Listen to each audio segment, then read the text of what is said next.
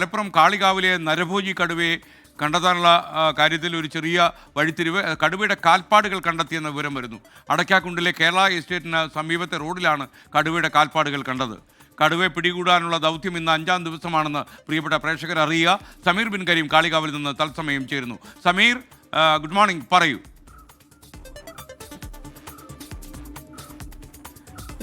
കാളികാവിലെ നരഭോജി കടുവയുടെ കാൽപ്പാടുകളാണ് ഇപ്പോൾ കണ്ടെത്തിയിരിക്കുന്നത്. ഈ കേരള സ്റ്റേറ്റിന് സമീപത്തെ ചെളി നിറഞ്ഞ റോഡിലാണ് ഈ കടുവയുടെ കാൽപ്പാടുകൾ കണ്ടത്. ഇത് ഇന്നലെ രാത്രിയിലോ മറ്റോ ഉണ്ടായ കാൽപ്പാടാണോ അതല്ല നേരത്തെ ഉള്ളതാണോ എന്നുള്ള കാര്യത്തിൽ ഒരു വ്യക്തത വന്നിട്ടില്ല. നാട്ടുകാർ ഈ കാൽപ്പാട് ശ്രദ്ധയിൽപ്പെട്ടതോടുകൂടി വനം വകുപ്പിനെ വിവരം അറിയിക്കുകയായിരുന്നു. ഇതിന്റെ അടിസ്ഥാനത്തിൽ വനം വകുപ്പ് ഉദ്യോഗസ്ഥർ സംഭവ സ്ഥലത്തെത്തി ഇത് കടുവയുടെ കാൽപ്പാടുകളാണെന്ന് സ്ഥിരീകരിച്ചിരിക്കുകയാണ്. മാത്രമല്ല ഇത് ആ നരഭോജി കടുവ തന്നെയാണ് എന്നുള്ളതാണ് DFO അടക്കമുള്ള ഉന്നത ഉദ്യോഗസ്ഥർ വ്യക്തമാക്കിയിട്ടുള്ളത്.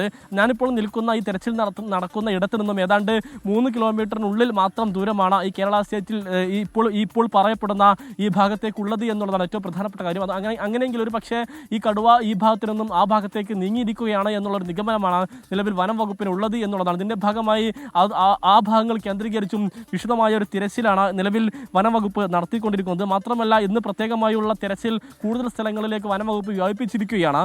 ഈ മഞ്ഞൾപ്പാറ ഭാഗത്താണ് ഇന്ന് പ്രധാനമായും തിരച്ചിൽ നടക്കുന്നത് എന്നുള്ളതാണ് വനം വകുപ്പ് വ്യക്തമാക്കിയിട്ടുള്ളത്.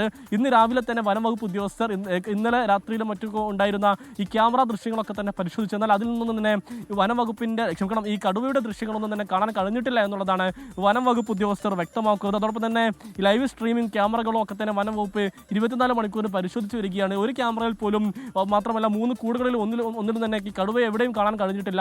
അങ്ങനെ നിൽക്കുന്ന ഒരു സാഹചര്യത്തിലാണ് കേരള സ്റ്റേറ്റ് മേഖലയിൽ ഈ കടുവയുടെ കാൽപ്പാടുകൾ കണ്ടതായുള്ള വിവരങ്ങളും അതുമായി ബന്ധപ്പെട്ട സ്ഥിരീകരണവും പുറത്തു വരുന്നത് എന്നുള്ളതാണ് ഏറ്റവും പ്രധാനപ്പെട്ട കാര്യം. അതുകൊണ്ട് തന്നെ കടുവ ഒരിടത്തു നിന്ന് മറ്റൊരിടത്തേക്ക് മൂവ് ചെയ്യുന്നു എന്നുള്ളത് തന്നെയാണ് ഇതിൽ നിന്ന് നമ്മൾ മനസ്സിലാക്കേണ്ടത്. എന്നാൽ ഇതുമായി ബന്ധപ്പെട്ട തിരച്ചിൽ ഒരു ഭാഗത്ത് പുരോഗമിക്കുന്നു. 20 പേരടങ്ങുന്ന 3 സംഘങ്ങളെ തിരിച്ചുകൊണ്ടുള്ള തിരച്ചിലാണ് നിലവിൽ വനം വകുപ്പ് നടത്തിക്കൊണ്ടിരിക്കുന്നത്. കടുവയെ കൃത്യമായി ലൊക്കേറ്റ് ചെയ്തു കഴിഞ്ഞാൽ ഇവിടെ എത്തിച്ചിരിക്കുന്ന ഈ കുങ്കിയാനകളെ കൂടി എത്തിച്ചുകൊണ്ടുള്ള തിരച്ചിലായിരിക്കും ഇതുമായി ബന്ധപ്പെട്ട് നടക്കുക.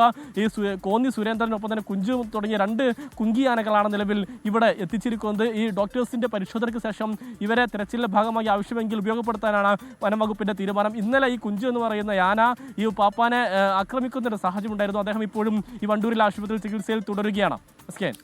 ഓക്കെ, നമുക്കൊപ്പം ചേർന്നത്